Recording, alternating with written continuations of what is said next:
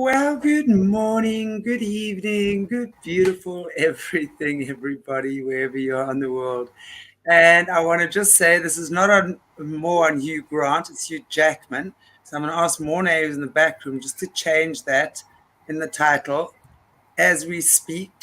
It is on Hugh Jackman with all these dodgy U's running around. one can get a little confused, right? There's a lot. Uh, Oh, goodness. I saw another interview of a very well-known, I can't remember his name, but he's a really well-known actor, and he confessed to pedophilia just recently as well. oh no, another one. It's like a sickness, it really is. Good morning, Oh, Kerri. Welcome to Aquarius Rising Africa. Haven't introduced you yet. How are you doing? good. I'm good. How's yourself? You I'm good? great, thank you. Yeah, we got summer. I'm happy. Sun is shining. Weather is sweet. Oh, good. Life is peachy. hmm So Oh, that's we, good. because Good. for those of you who remember the last time, it was seriously bad internet issues. We tend to have internet issues with this connection for some reason, so bear with us. Um, but yeah, we started speaking on Hugh Jackman and his wife, Deborah Finesse. I could hardly carry on any of those topic she was talking about, so I just let her talk because I didn't know where where I could come in. Anyway, it seems to be better today, and I've re-listened to the broadcast, and what I really found incredibly interesting, just to comment on that, was Hugh Jackman obviously at a young age being abandoned by his mom, who took his sisters, then he stayed with his dad, etc. Then later on gets introduced to Billy Graham, who we really all seriously super dodgy when it comes to that. Then he gets to see the movie The Wizard of Oz, right? Yeah. Um, and then not long after that, he meets Annie Semler, who calls herself a white witch, and then she tells him that he's going to be famous very soon, and everything is just going to happen very quickly. And within 2 weeks, he he lands a role and a part, but he didn't take it. But just up to that point, to me, when I can see how that grooming has already started taking place from such a young Mm, age, the abandonment. I mean, I don't think there can be a worse pain for a child than have your mother leave you, right? And especially when she yes. takes and not the others, and you are left, right? And especially your mom. Yes. I don't care how old you are. Your mom will always be the one that has been the one that looks after you, takes care of your needs, etc., etc. So that whole abandonment, and then the grooming starts from there. And I think what was the name his father was hanging out with? Who was the guys his father was hanging out with? Was it Billy Graham, right? Yes. Yes. Kerri. Billy Graham. And Yeah. yes, it was. And Billy Graham, though he was an extremely high profile, very charismatic evangelist, traveled all around the world, highly respected. And it's only been, as far as I know, in the last year that information about him being a Freemason has come to light. So that was quite a shock to myself, but there's quite a lot of evidence to say that he was. And so I was quite intrigued because a lot of information that I read on Hugh Jackman was from his own words. It wasn't someone writing it about him. He stated these things himself. So a lot of information I gave was not getting my evidence from research from anywhere else, but his own interviews. So he says that he went to the meetings with his father. I don't know how young he was, but he obviously went. And the interesting part was that when he tells the story of meeting these evangelistic pastors, he uses words like he was quite spellbound, and he uses the word wizardly, and he doesn't make any reference to Christ or God or the power of God. He makes reference to the power of these men and influence, and how he was really drawn in by their ability to act on a stage. So Absolutely. that's that's like stunned by in what he said. So that kind of like somewhere he found something powerful in that he wanted for himself, and so he ultimately goes into acting. Of course, he runs into a white witch that he didn't really But what know the I woman. find She just happened to walk past him. what I found interesting there is that, he really seemed to be very negatively affected by that movie, The Wizard of Oz. He said Yeah. something Oh, like he cried huge. 5 years straight, or he couldn't sleep, or something like that. So again, for me, it just seems like through watching that movie, which we know by now, movies and music and stuff is really used by the cabal to program kids. So that movie, I'm Yeah. sure, must have been something that programmed him quite heavily, right? Or it could even him having, what I thought about, even him recalling some of his own MK Ultra experience through that, Yeah. with being terrorized by the witch and what have you. And then you also said that Annie Semler and her husband Dean also famous for a lot of the witch movies, like Maleficent, right? And I think The Last Correct. Witch Hunter, you mentioned a few others at the time. So it's all about this. When we're looking at this, when we're connecting the dots, and this is why I say in these situations, we have to actually take a step back, and we've got to connect the dots to see how it all fits together. Because when you're looking at Hugh Jackman and his wife now, Deborah, who are the faces of this huge adoption in Australia, and seemingly speeding up the fast track adoption, so it makes it easier for both parents and children to get their matching homes, so it just seems on the surface like it's something really great. Okay, yeah, these guys are, we don't have to go through all the red tape in the system anymore.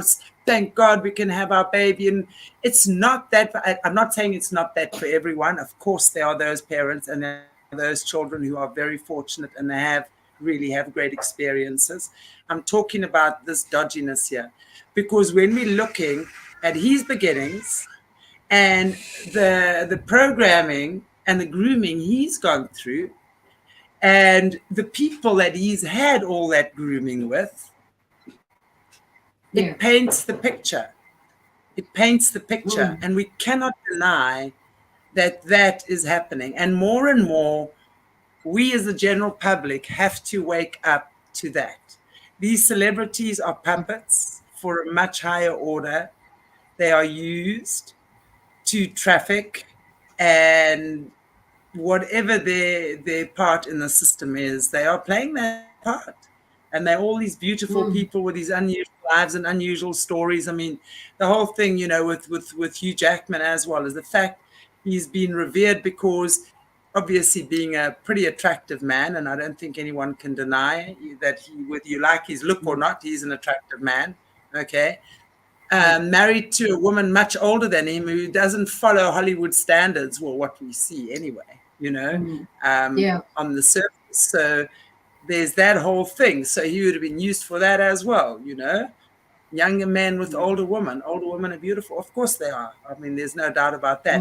But it just seems to me as well that would have been part of his way of doing things. And I find that very, very interesting to see how we can connect all these dots and really see who, and we should use this as a model, really, this situation as a model that people can actually say, okay, there,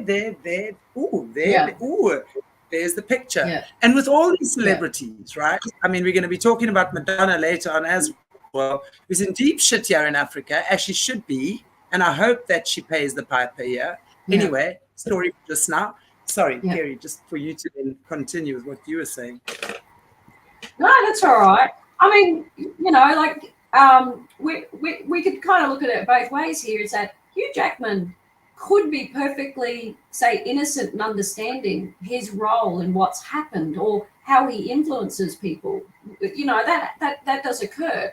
He could be fully aware of what's happening. I just know for myself, going through what I went through as a child, and obviously having influences in my life that made me think and act and do and have the thoughts and the processes in the ways that I went, right? And I don't know what influences or impacts I've had on people because of my negative experience, right? You just don't know. But it's obvious that the adoptive parents were very intent on making me think and behave and view myself a certain way, right? And then I remember also watching particular movies. My adopted father was a Freemason. Like, what things were brought into his life that then he played out on me that then led me to go down a path that I went in my life, right? So not that I was aware of any of this until, you know, as soon as I started to have memories of the abuse, I started to connect dots. I started to realize why things affect me the way they do, why I don't like things a certain way, and why certain people will trigger me. And, you know, so, and then I've looked at the behavior of my adopted parents more closely and things that and people that they brought into my life, right? So I'm not saying that for me, I can't say out and outright that Hugh knew exactly what he was doing.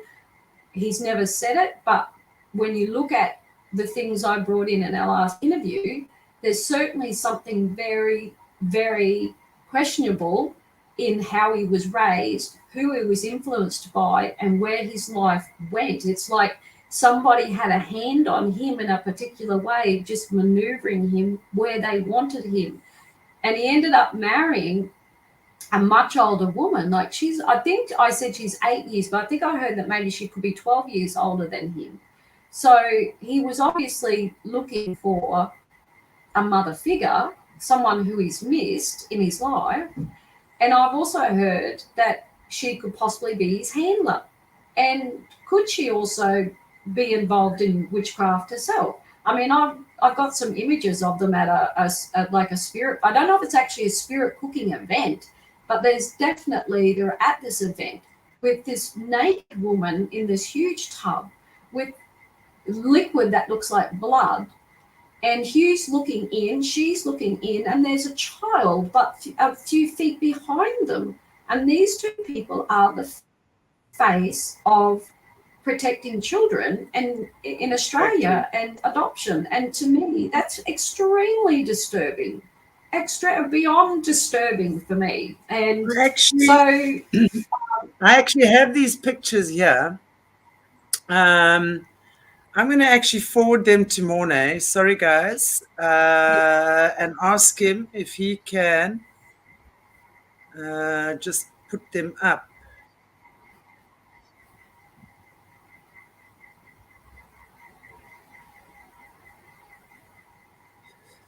There's one. Mornay, it's on Messenger. It's coming through on Messenger. Because this is super disturbing. And as you say, these are the people who are protecting children. And this is exactly it. You know, we've got to look. Yeah. There's two pictures there, so we're gonna have a look at this, and I'm sorry, you know, this is what exposure is about, because when we have the proof that goes along with all of that, we're seeing the pictures, we're seeing everything is fitting into the model of how these guys do things and how they manipulate the world, then we really need to actually, you know, sort of take heed of that. So it's good. And I know Morna's gonna, there we go. Here's one. Check it out. There's Deborah and child. yeah, look at that. And there's I'm another one. horrified. There we go. Look, look. Like, he's not looking away, he's not walking away. He's smiling. Yeah, having a laugh. Yeah, smiling, thinking this is great. I mean, there's no way I would be there. I'd be out there quick smart. But, you know, if he walks away, what does that mean? You know, what does that mean to his career or whatever? I don't know. I mean, I've never been invited to something like this and never want to be. I wouldn't even show up. I'd be horrified. But this is the face of adoption and finding children homes and wanting to take them away from poor and vulnerable parents and give them to so-called these are so-called the better parents that they say. I mean, Deborah Finesse and Hugh Jackman have lauded those two children, particularly Oscar, in front of the media, in Australia in particular, telling the media that they are the best parents for this child because they can give him what no one else can. Now, you know, they can't give him his biological rights. So here's a comment here. Just sorry, Jackman was a neighbour. He lived with his partner, which is fine. Absolutely no problem with that. Yeah. And DLF, his wife, lived in an apartment in the same building with the children. So we see here we go again. Thank you, Gail. Here we go again. It's just really just a cover. Thank you. You know, they live these cover lives. Yeah. So you know, Hugh Jackman presents very well to the public eye, and very few would know his history. And Deborah Finesse, there's not a lot you can find about her except her acting career, and her father's not known. Her mother fought cancer, also has a Order of Australia medal as well. And, you know, when they found that they couldn't have children, probably because she left it far too late, put a career first, I don't know. But her reasonings was that they wanted to adopt, and of course they wanted to adopt from Australia. But in Australia, we have extremely stringent adoption laws. There's an age criteria. There's also it takes, you know, about 4 years to adopt, and it's extremely stringent. And obviously Deborah Finesse and Hugh Jackman got very upset because they felt that they should just get this child because they want it. They didn't want to fit the criteria. They didn't want to wait the 4 years. They didn't want to do the psychological testing. They didn't want to do the assessments. I want it and I want it now attitude, right? And because Australia said no, they went up back to America and they were able to get Oscar very quickly. They obviously painted a really good picture to Amber, the mother who was pregnant, who had drug problems and was homeless at the time. She'd had other children that went to live with her sister. And for some unknown reason, you know, like everyone else, we believed that the Jackmans would be perfect parents for your child. If you were in that situation, you know, that's the love of a mother. Like, she wants to do what's best for that child and she can't care for it herself. But the agreement was that she was to have continued contact with Oscar. I don't even think the umbilical cord had been cut, and I'd heard that Hugh Jackman was there when she gave birth, that the lawyers were already closing ranks on this poor woman. And eventually she took a life because she stated in the media, Amber stated, that the only time she got to see her son was when he was in a magazine and he was with Hugh and Deborah Finesse. And then not long after that, I think it was about a week or two, she died by suicide. So absolute broken heart. I mean, could you imagine if you put yourself in that situation where you actually think that these I find that interesting. Kerri, firstly, I find the timing of that interesting. I really find the timing of that interesting, because if you're saying that sorry, I know you've got a lag. Yeah, I hear you every now and again. Am I overlapping? No, you're fine. You there? Okay. I find that interesting, you know, what you're saying there, because, you know, it's like the timing was because she had this open adoption or whatever it is, which meant that she would have access to her son, obviously within reasonable limitations or reasonable access as would be stated between the parties, right? So the fact that she then stated that she had never publicly, that she had never seen Oscar except in a picture in the media with you and Deborah, right? Despite the promises they'd made her, and then 2 weeks 2 weeks later, she's suicides herself. You're breaking up a little bit. You're right. Well, You did you hear broke what up a little bit there. Okay, Well, what I I'll got just the repeat. gist of it was that, Carry on. yeah, well, I got the gist that I don't know if she ever got to see. I'd say it started out well, that they would have lulled her into a sense of false security, and then they would have just slowly kept tapping her off and blocking her to the point where they blocked her completely. Yeah, my Because point is that ultimately she stated publicly. She stated yes, publicly. So my point is that she stated that publicly, and then 2 weeks later she was dead. Now we know that these correct. people don't play around when it comes to that. I'm sorry, that seems to me like she was, Oh, okay. I know. as Linda says, she was silenced because now she's Yes, exposing the liars that they are. She's exposing them for correct. being the liars and deceivers that they truly are. So right Yes, now, there and yes. then, there's the exposed, and now, oops, she's dead. They can't have her saying anything more in future, can they? It's going to tarnish their image. Yeah, yeah. Correct. Sorry, It's a my bit like opinion. how many Hillary Rodham Clinton. I think there's been 96 people died around her that knew her too much and could have exposed her. It's crazy. It's crazy. Yeah. A lot died by suicide. So yes. So who's to know what the Yeah, actual truth is? suicide or heart attack. That's the very common way that they go, because they can do that also via electromagnetic frequencies. So it's easy for them to Yeah, heart attack someone. And yeah. I mean, how many celebrities have died or suicided themselves on a doorknob, right? Who suicides himself on a doorknob? Mm.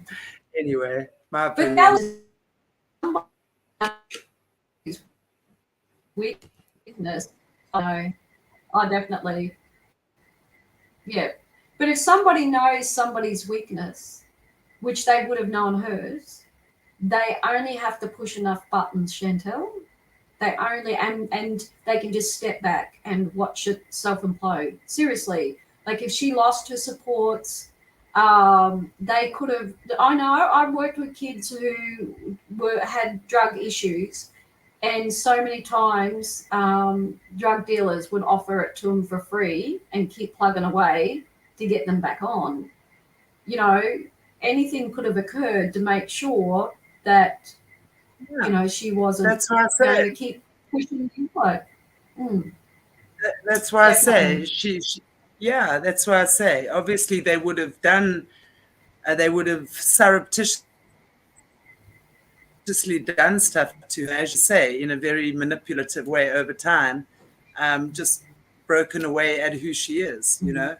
I But find it. the minute she starts speaking, Mm, yes. I find it interesting that Hugh Jackman and Deborah Finesse is very vocal about children being taken out of foster care and adopted, right? They keep pushing these forever families for children.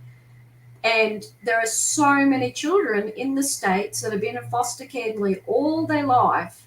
But like they've done in the past, in the history of forced adoption, they took newborn babies. So is it really about the child or is it about the needs of the adoptive parents? They could, with all their money and resources, they could have gone and adopted some children that had been in the system for many, many years and helped them have a wonderful life, right? But no, they wanted to make sure they got their blank slate, their baby straight from mum. It's no different to forced adoption, just done a different way. And they called it open adoption, but in open adoption, there is no legal standing. The mother doesn't stand a hope in hell of making them follow through whatever contract they came up with. All right. So they bypass the agency for starters, which is dodgy. They didn't go through an agency. They went straight to the source, and a vulnerable woman who probably had trauma in her life, she's homeless and on drugs, that's the child. That's who they choose to get the child from. Of course. Because they knew what they could do to her. Predators. Whereas in an agency, correct. Predators. Nobody had, and no oversight, no accountability, no nothing. And people are deluded if they think that people that adopt in this manner are some sort of saviors of children. It's not. It's to fulfill their own needs because they chose to have children far late in life, miss the boat, get cranky because they can't get it the way they want it, and manipulate the whole situation. Yeah. Now, they had enough money and resources to support mum and Oscar to stay together. Wouldn't that have been a better picture to paint? And because he had a loving mother, she just didn't have the resources and the help and the support to get to where she needed to be. But I've seen comments, like the ones that I saw in regard to Oscar's mother dying, I saw comments from people saying, oh, that's good that you blocked her from having anything to do with that child because she would have influenced him, and what a bad person she was. How were they to know what sort of person she was? Exactly. And you, of all people, would understand that through what you've been through, right? I mean, you were lied to about your mother. Yeah. So that must be a real button as well, in the community of forced adoptions, because you were told your mother died, right? And then you find out that she was very much alive, and had you, as well as you having siblings. You had siblings as well. I was told my mother was 16 and when she gave birth to me and then died. I was 34 and a widow and still had 4 boys in her care. So I had this whole horrific picture painted, and that my mother tried to abort me when, and didn't want me. So, I grew up with it. This is the undermining of my own self-worth and who I was. The minute you undermine the biological mother in particular, the minute you degrade her and diminish her, you diminish the child by default. So they were trying, my adopted parents were trying to make themselves look like saints, and everybody around them, my street, in the family, at the school, no matter where I went, I could not poke my head up once to say that I was suffering in this family, because I would have not had a hope of saying a thing. As far as everyone was concerned, they were my saviors. And nobody knew that I was being beaten and forced to work in charcoal pits and suffocated and sexually abused and all sorts of things.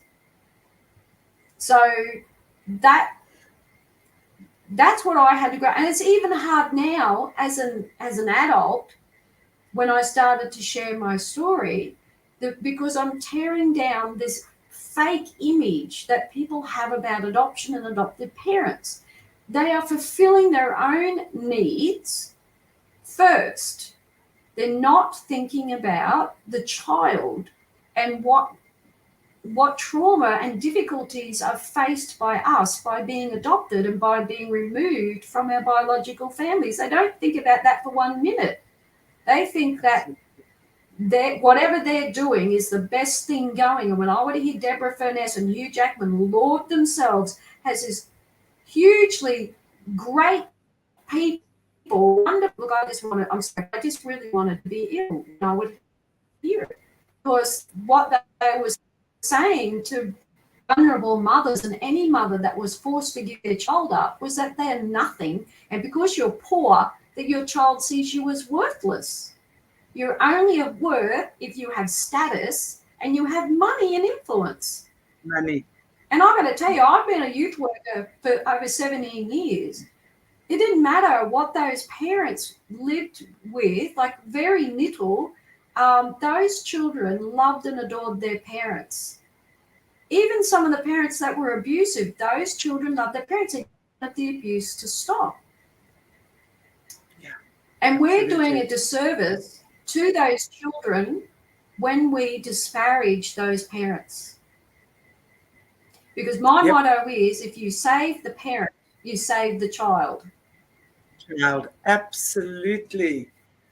You know, I would love to see, instead of people taking children away from the parents like that, and I mean, and I understand there are situations where that absolutely has to happen, right? I get it.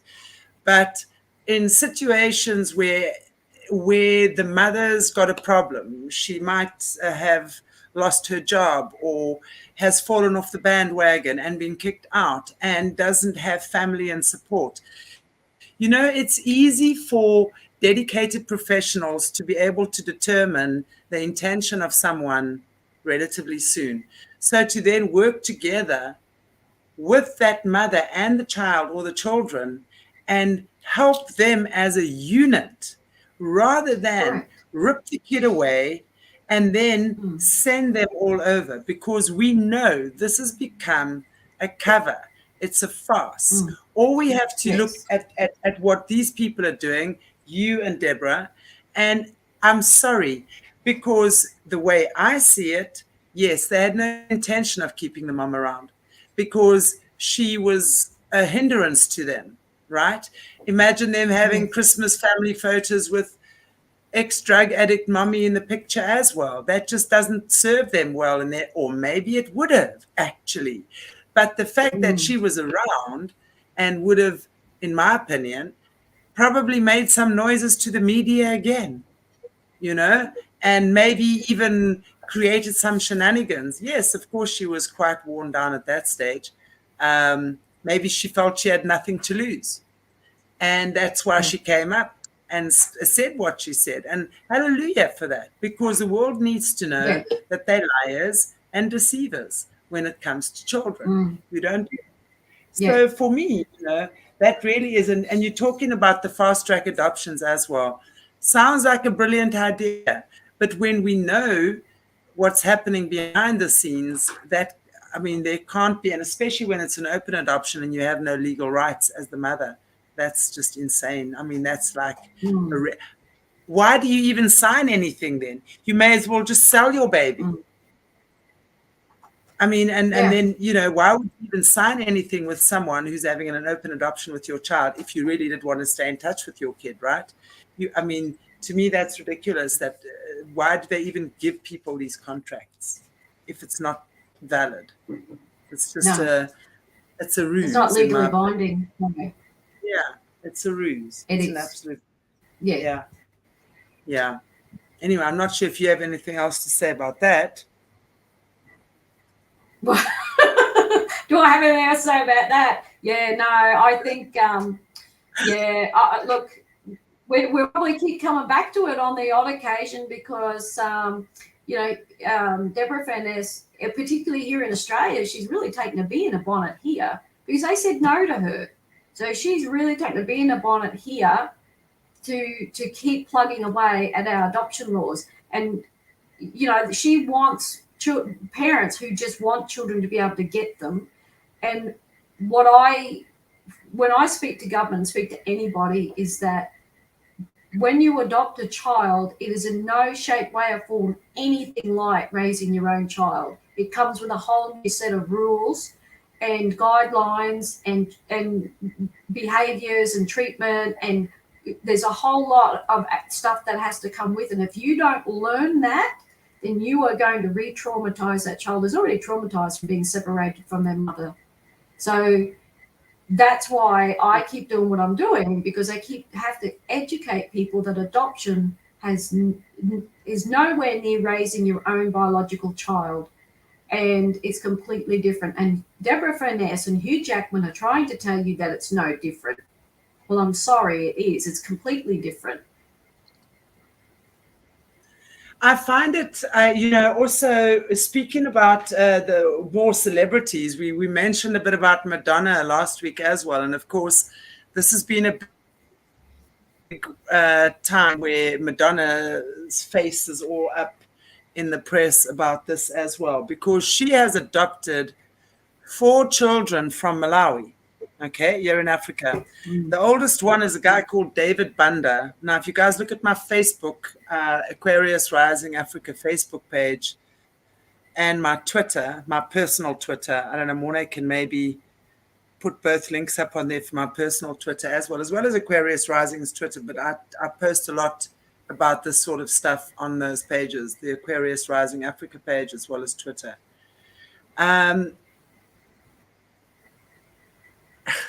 She adopted him when he was a baby from an orphanage in Malawi. And apparently the father had abandoned him and all sorts of things. And when I posted something on Twitter, I came under fire. Okay, when I posted something on Twitter about Madonna and the new baby, that David Banda that she had adopted when he was a little baby in Malawi. Apparently his father had abandoned him and all sorts of things. And I came under fire from obviously someone very close to Madonna on Twitter. We have the legal papers to prove it. I said, I don't give a rat's backside what you have to show me. All your documents will be impeccably in order. But what is true is true. So the bottom line is she is now up for sex trafficking from the Malawian government, because the Ethiopian government has actually gotten onto her. They won't let her adopt any more kids from Africa because it's a well-known fact. There's sex trafficking involved, and there is she's for social experimentation. If you look at David Banda, he's 17 years old, he's dressing as a girl and walking hand in hand with Madonna like the two of them are lovers. Now, I'm sorry, there's just something and I mean, I know Madonna, she ain't going to hold back. I'm sorry. I don't see her for 1 second holding back there. And call me judgmental, call me what you like. I don't see Madonna holding back with that beautiful young man that she calls her son. And and you know what we must also realize, because what these celebrities do, particularly with Africa, these children are very, very, very carefully selected. They are very carefully selected. Remember, although there's lots of unregistered kids in the world, etc., we're dealing with the highest level Luciferians and the highest level of sorcerers. Okay. They want access into Africa.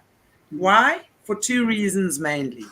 Africa is very, very, very wealthy in minerals and resources. Okay. Our country is very rich, but our people are poor. You've got to ask ourselves why. Okay. And secondly, African magic is very powerful. Very, very powerful. Anyone who knows anything about African magic, it's very powerful. I mean, I'm always being accused of being a witch doctor. Guys, those of you who think I'm a witch doctor, come. I'll take you to a witch doctor. Make sure you have a packet of diapers.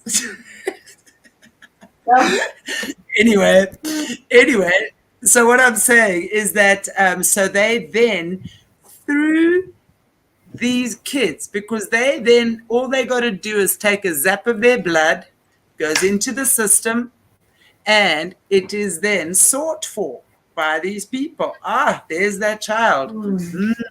Yeah, a small African village. Ooh, strong ancestral spiritual gifts. They will move mountains to get that child. Then they take them Yeah. back. That's what Oprah Winfrey's done as well with her school here in Africa. And I have no doubt the likes of Angelina Jolie, because she's adopted a couple of kids from Africa as well. In fact, Shiloh, her daughter, was born in Namibia. In fact, when I was in Namibia at the time, Shiloh was born there. So I'd be interested to know why they chose to have Shiloh born in Namibia, because Angelina has a lot of claws in Namibia. She's forever sponsoring these big cat sanctuaries and stuff like that. And what they do with our animals, our big cats and our primates, our chimpanzees and our gorillas in these systems, I cannot even talk about it yet. I can't find the words to express what they do. It is beyond disgusting. So they come in here. I don't know. Yeah. I said, I don't know where I heard it, but I know where you're going about the animals. And I also heard, I don't know where, but you can tell me if I'm wrong, but something to do with the fact adopting them from Africa, something, those children, and the connection to the land. Yes, it's the land. That's what I said. The ancestral connection, the land. Yes. It's the witchcraft. Because, you know, we're talking about... It's the witchcraft. It's the energy. So it is that connection, because the African people have got very, very strong spiritual connections to their ancestors. So they have very strong intuitive abilities. That's normal, because obviously they live very close to the land. So so through that they get to the people. That's how they get to the land. So you know, we have I mean, there's lots of them. Oprah. And never mind the ones that just come here and do their do-gooder projects. Okay, don't think those are not involved. The do-gooders, like you'll get like Federer coming here, Roger Federer, half South African, right? His mother's a South African and his father's a Swiss. So he has beautiful access into Africa, Roger Federer, with his tennis schools and his educations, part of the Bill Gates jab team, comes here promoting health and vaccines and vaccinations for the kids in Africa. Fuck off. You know, these guys have come here and they have infected our people with AIDS.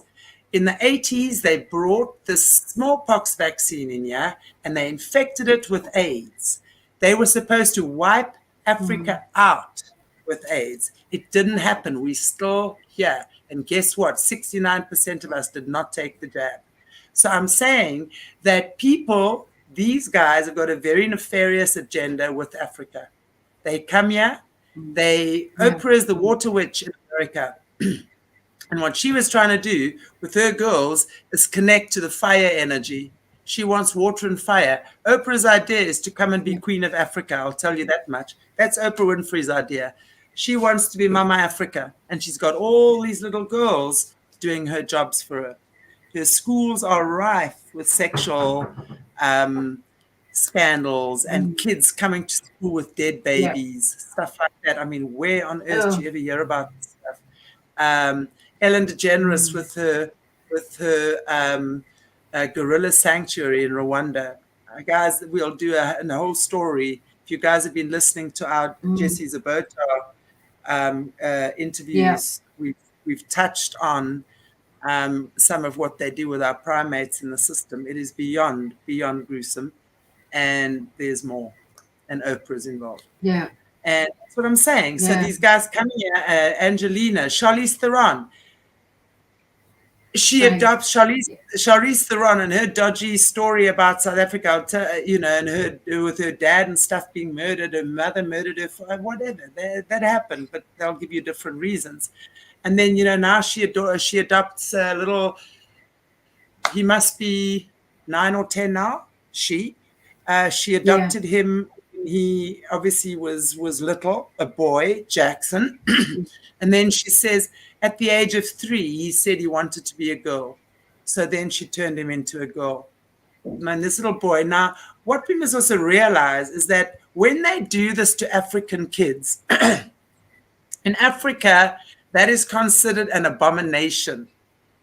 Now, I'm not saying that. I'm saying that is considered. We've got to understand how the cultures here work. It's a very, very strong male-dominated culture. So when a man turns himself into a girl, it's considered an abomination. And immediately they are separated from their tribes. They are separated from their communities. So now David Banda will come to Malawi and dress like a teenager, whatever. He's seen as this hero, and then they're seeing him on pictures with Madonna dressed like a girl. This is not healthy in an African person's mind. So that's what I'm saying. They do this, they separate, they change, they distort, and this is how they get in here. And it's disgusting. It really is. Yeah. Yes. Yeah. It's very concerning. I mean, we've just had our government here try and we're passing a bill to change your sex on a birth certificate. And I've read a lot. There's nearly, I think, over 300 or 400 submissions to it, and I've read about half of them.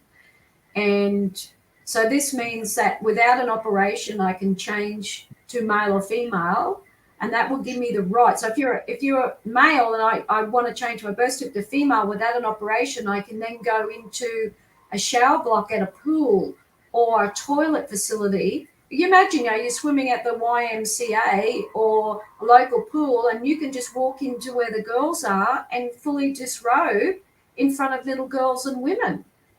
This is where it's going to take us. And so they're talking about putting mum and mum on birth certificates or non-binary on birth certificates. So some of them don't even want to sex their child at birth. They want to leave it void. I'm sorry, it's because I've read half of them today, and I've got involved because adopted people have been asking for their truthful birth certificate, because my dad's name's not even on my original birth certificate. My original birth certificate was locked away and denied from me. Even if I get access to it, it's not a legal document, because I was issued a new birth certificate stating my adopted parents are my biological parents. So now this government wants to screw hundreds of thousands of more kids up in this country by allowing a small group of people to have this new birth certificate. So you're not a mother or a father, you're a birth parent, or what they say, a birthing person. It's just insane. And then they're talking about having 3 people. So if you're a surrogate, so you have 2 mums and a guy that's a donor conceived, having 3 parents on a birth certificate, and calling the 2 women mothers. One of those mothers can't give birth, right? This is how screwed up they want to take us. And I wrote to them. I've got the letter here. I've got the letter here from the minister. Here, I got replied the other day from the Minister for Children, Youth and Justice, telling me that integrated birth certificates, because I've asked for integrated birth certificates for adopted people, so we get our original mum and dad on our birth certificates, and then we'd have our adopted parents on it to show who our legal parents are.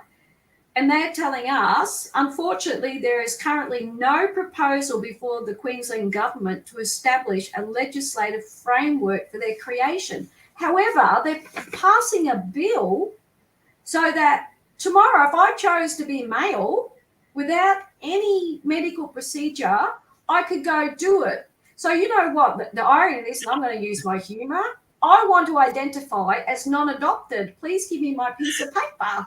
Right?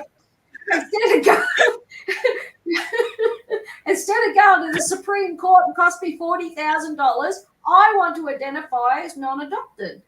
And I wrote to them and said that this is discriminatory and hypocritical in light of the fact that people like myself, who were stolen from our biological parents, have asked for our original birth certificate or an integrated one. They said no. And yet right now, anybody could go online, go onto the Queensland government online on the government website, read the submissions. This is the path they're going down, and it's not going to be Has that already been legalized? So is it already part of your... No. No, they over Christmas, just before Christmas, they said that they were going to pass this bill and people could write submissions. Submissions had to be in by the 11th of January of this year. And you can go online and read. I think there's over 300 submissions. There's many against it, but there's quite a few for it, of course. But there's a lot of concern about the safety of women. There's a lot of concern about women's rights and sports. Okay, so if you're a woman, if you're a man and want to identify as a woman, you change your birth certificate, you can enter any sport.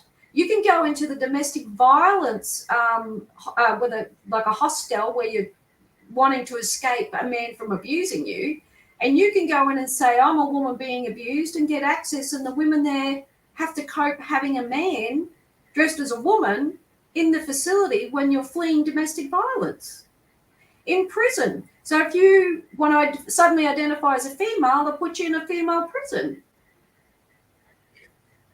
This is what that is so annoying. I mean, I'm sitting here and I got to say my blood is boiling. It's like, what the hell?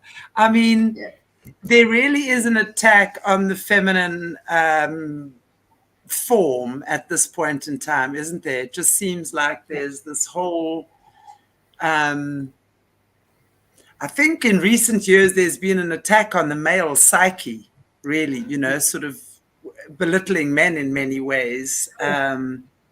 Removing true manhood. They've been removing true manhood and forcing men into, to be more feminine, I suppose, in a sense. And then you watch women have become more butch, like more male roles and more, and I'm not saying that women can't do things that men can do, we're smart, but the divine pattern that God instilled is being completely broken down and destroyed. And it's not just an attack that I believe, Chantel, on womanhood and femininity. It's a whole attack on humanity, on what God created. Yeah. Yes, men I and women, agree. I absolutely agree with you. It's humanity. So in the same way that men are so often, I guess all over the world, I'm trying to but, I just know from what I see around me, there's definitely been an emasculation of sorts in recent years. And of course now, I mean, absolutely intimidating women. I mean, do you know what was so disgusting the other day? There's this little freak, I'm sorry, that's what I feel he is, transitioning a 20-something man or 30-something-year-old man, now dressing as a teenage girl or a tweenage girl, right? Pigtails and talking like this, taking a tampon, opening it up and ripping it apart on his silly whatever it was, and go, oh my God, what is this? I looked at this and I thought to myself, dude, you're going to be the reason I teleport right through this flipping computer and punch your fucking lights out. That is something, to speak to girls about menstruation and stuff like that is something sacred that happens between a mother and a daughter and a grandmother and her daughter. It is a very sacred time in a girl's life. And you've got these little freaks doing that. I want to tell you, I would happily take his head off for that, happily. And that's the unspiritual part of me speaking up, because it's like stuff like that just incenses me. It's like, who do you think you are? You have no idea what. And then you have another one lying there with all sorts of hot packs on his belly because it's now got period pains. I mean, no. I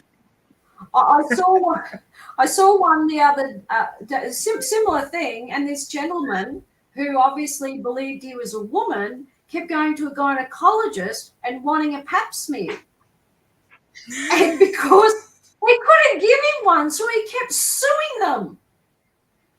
Like, he'd not had. I'm sorry. And so this guy, he's never won a case, but he keeps doing it. And it's Which whether they lawyer go to takes it bring on? I mean, which freak lawyer takes on this stupid case? Come on. This is...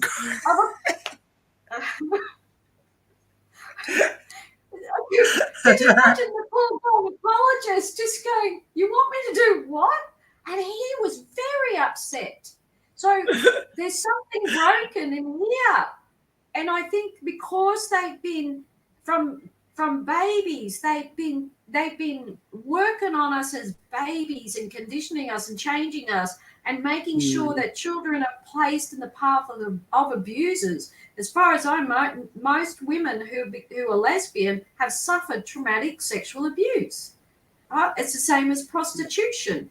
And to me, like, the devil absolutely hates women because women can reproduce. What are they doing? They're making... Yeah. Correct. So what are they doing? They're working on our children to ensure that now you can be 12 in Australia without parental consent and look at having sex reassignment and being a boy or a girl and without parental consent, being given the drugs to make sure that you never reproduce. So they are doing this. So if these people cannot reproduce, what are they going to want? When are they going to want it? They're going to want babies. Where are they going to get them from? It all revolves around, and people... Look, I don't care what two consenting adults do. At the end of the day, that's their business. But when they start demanding fresh little babies from vulnerable mothers who just need it up and calling themselves saints and lauding themselves, we're in the wrong world. Like, to me, it just really angers and upsets me that your rights trump anybody else's, and that's what's happening right now with these birth certificates. This is absolutely appalling. And you know what? I think you're so right, Kerri. Humanity is under attack right now. And I'm going to go right back. And it's exactly what you're saying. It's like now suddenly you're going to have two non-producing people having a marriage, if you want to call it that. Then they want, as you say, vulnerable babies from either registered breeders or non-registered breeders, because that's what's happening beneath the surfaces. There are there are these breeder programs. Let's never forget this. Where do you think the cabal gets their babies from? Not only the ones that are kidnapped and trafficked, they've got entire breeder programs underneath our feet in the deep underground military bases and all sorts of things like that. So kids are being bred from girls as young as 10 years old. They start being injected with hormones and stuff like that. So these girls are starting to fall pregnant through rape, through insemination, and stuff like that. They're being experimented on, and they are breeding babies. And it goes right back to what we were saying as well about that 1899 thing with the kids of New York and the riots that they had. You know, where did these kids come from? They just appeared. Yes. Where all these loose women who had these orphans, right? All these dead women. It was Chicago had 80,000 preemie babies and incubators. And we're talking about, what was it, the 1800s. My mind just exploded when I saw that, because they had these babies in incubators. You can see the footage and the film of it. You could pay to go in and you could adopt or buy one of these babies to adopt. And there was a very famous actress. She was one of well known to have adopted a little girl. I'll try and trace it up here because I found that information well over a year ago before we actually met. And I had found that info on all these children. And I'm thinking, how do you possibly get 80,000 preemie babies in one location the way they had? And they said they were growing in the incubators. You could pay to go and see them. Yes. And recently I've seen a lot of postcards with Cabbage Patch Kids. Have you seen that one? Where it's the same sort of thing, and there's a lot of what the heck was this? and it was going back to like 1700s, 1700s, and it's like it's the same sort of thing. What was going on that children are being presented as growing in cabbage patches? Because I remember growing up, we had the Cabbage Patch dolls. Cabbage Patch dolls, yes. We were actually talking about that on one of our other shows the other day about the Cabbage Patch Kids. Wow. Yes. So this may have some truth in it somewhere in why they were called Cabbage Patch Kids, because I've seen the postcards and the images from like way back, well before I was born, 100 years or more. So wow. What was that about? Wow. And it's like forced adoption. When people begin to understand the enormity that forced adoption happened all over the world in all these countries at pretty much the same time, there was an agenda. Why? Right? They dislodged us from our biological mothers and fathers. There's a whole bunch of us in our 50s, 60s, and 70s adoptees that are extremely traumatized. Why? Why did they do that to us? What were they trying to accomplish? Because that's what happened. We didn't all go off and have these fancy, great lives and went on their great careers. We've died from suicide. We're 4 times more likely to die from suicide than non-adopted people. We're the highest rate of drug and alcohol and homelessness and dysfunctional and abusive relationships. Right? Why did they do that to a whole bunch of you look at every country like Canada, America, England, Ireland, here in Australia, New Zealand, it happened everywhere. Why? That all of a sudden were there all these women that just didn't want their babies? What phenomena happened that all these women just hundreds of thousands of millions of women didn't want their babies? That's crazy. There was something going on. We spoke about that on our show with Jessie the other day.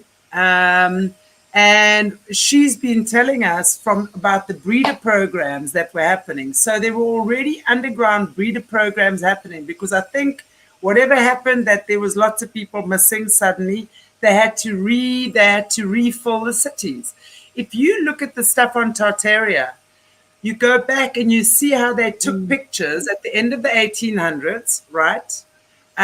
Where these massive cities like St. Petersburg, London, I don't even know what in America, but Europe, all over, right? Yeah. There's like hardly no people in there. And then suddenly, 30 years later, there's a bustling community, and also, but relatively small amount of people to have this huge city. So there was obviously a huge populace before somewhere. Something happened. Looks like mudslides. Looks like mud floods. When you're looking at when we're looking at what's happening and the whole Tartaria thing and what's been dug up, right? There's so many, and I mean, how many pyramids and things in different parts of the world are we finding underneath the ground? So yes, I think, and then the controllers came in.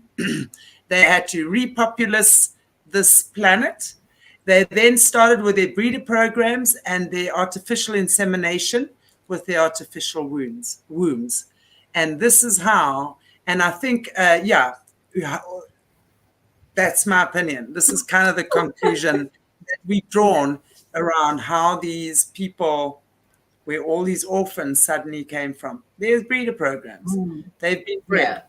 And they've either been bred by women that are forced to breed them, like literally, I mean, literally, the way we've been told, there's like hundreds and hundreds and hundreds. I would even imagine thousands of young girls that have been bred to breed. And they are as young as 10 years old. They never see the light of day, and they breed kids. Okay. And then obviously there's this whole, we know from, I've spoken to several people just how the cabal works and how they'll take their royal bloodlines and their bloodlines and they'll take DNA and they splice it and they create that. And then I know one of my survivors is one of those girls who's had, in fact, she's done a couple of Yeah, she's done a few interviews with us. There's a lot of survivors speaking out. Yeah. Yeah, a lot. And sorry, I was just saying there's a lot of survivors speaking out in lots of different platforms. And, it's just absolutely gut-wrenching listening to what a lot of these people have had to endure. And if people don't believe us, go search. You'll find them. They're not hard to find, and they name names. And it's amazing that people are naming names of people. The same names keep coming up all the time of who perpetrators are and so on and so forth. And, it's just going to, I think forced adoption is pretty bad, but I think forced adoption is pretty bad, but I think there's a lot worse that's occurred and happening, and the truth's coming out more and more. Indeed. And on that lovely note, it is time to bid you farewell for this week anyway. We'll see you back in 2 weeks again with some more interesting stories about adoptions. And who was the person interviewed that Chantal mentioned? I'm not sure.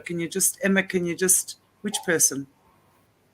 Can you just clarify that?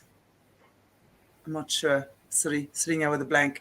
Okay, guys, I want to just say thank you for watching, supporting. And really, I want to just ask you just to share these interviews far and wide, please. It really is so important that this information gets out. You never know who's going to see it. It could be one person that changes their life. It could be something that someone has been struggling with for a long time, and suddenly what we say here makes sense to them. They can start. And, this is how we work here, because one candle lights the other. It takes nothing for one candle to give fire to another, right? So just please share, and you never know who can benefit from these talks. And it is so important that this information gets out to the world, because even though Australia supposedly has these stringent 4-year adoption laws, really? Hello? What kind of a cover are you what kind of a lie are you trying to sell the people? What are you doing with those kids in the 4 years anyway? It is about the children as well. I don't think it should take as long as 4 years, my opinion. But, there's ways to do things differently where one can balance it out. That's my opinion. There's always a way that one can find a happy medium. It doesn't have to be rushed and forced. And yes, the parents have to be legit and honorable. And I really just think there's got to be a whole new way of looking at how we're going to do things in the future. Geez, this certainly does not work. Wow. Anyway, that's me this Friday. I will see you guys tonight for me with Carmen Studer at 7 p.m. GMT. Yeah, GMT +2. And we will be talking about The Witch and the Hammer. There's a book called The Witcher. So much witchery going on here today, right? Yeah. Lovely. Kerri, thank you so much. Is there anything you'd like to say just in ending?